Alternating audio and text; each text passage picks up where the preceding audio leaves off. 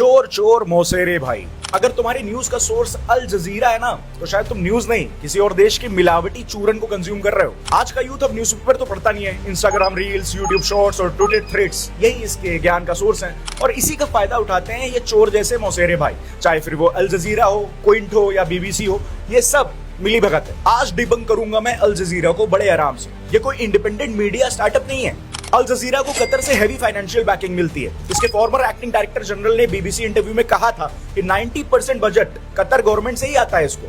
US justice department ने भी अल जजीरा को कतर गवर्नमेंट की तरफ से पॉलिटिकल एक्टिविटीज करने के ग्राउंड्स पर फॉरेन एजेंट्स रजिस्ट्रेशन एक्ट के तहत अंडर रजिस्ट्रेशन करने का ऑर्डर दिया था, और इसको अल जजीरा ने चैलेंज किया था कोर्ट में। इस ग्राफ के थ्रू समझो कि कतर का रिश्ता हमस से है, और हमस हमला करता है इजराइल के मासूम सिविलियंस पे, और अल जजीरा फिर हमस को और ये अपने नेटवर्क के थ्रू जस्टिफाई करता है फ्री पैलेस्टाइन वाले नैरेटिव को। 2015 में इंडिया ने अल जजीरा पर 5 दिन का बैन लगाया था, क्योंकि कश्मीर के मैप को अल जजीरा ने ऑफिशियल जो मैप है इंडिया का उसको गलत दिखाया था। क्यों?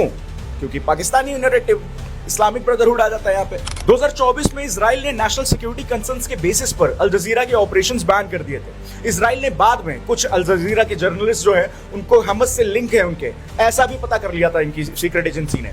और सिर्फ ये इंडिया, यूएस या इजराइल की बात नहीं है। 2017 में Saudi Arabia, UAE, Bahrain, Egypt, इन्होंने भी कतर के बायकॉट के दौरान अल जजीरा को बंद करने का आदेश दिया था अपनी ऑफिशियल डिमांड्स को शामिल करके। ये खुद इस्लामिक देश हैं, और इनका आरोप था कि नेटवर्क इस्लामिस्ट ग्रुप्स जो रिवोल्यूशनरी अपने आप को दिखाते हैं पर होते सेपरेटिस्ट हैं, उनको फेवरेबल कवरेज देता है। कतर और अल जजीरा ने इन आरोपों को फिर से डिनाई कर दिया। अब पॉइंट सिर्फ मोटा मोटा यही नहीं है कि अल जजीरा की हर रिपोर्ट गलत है। पॉइंट ये भी है कि कोई मीडिया ऑर्गेनाइजेशन किसी स्टेट से इतना डीपली लिंक्ड हो तो उसका प्रोस्पेक्टिव समझना जरूरी है। इसीलिए कहता हूं भाइयों बहनों, किसी भी चैनल को ब्लाइंडली मत मानो, चाहे वो अल जजीरा हो या बीबीसी हो। ये इंडिया की बुराई करने या अपने जो नैरेटिव प्रोपेगेंडा होते हैं उनको मोटिवेट करने के लिए बहुत आगे है।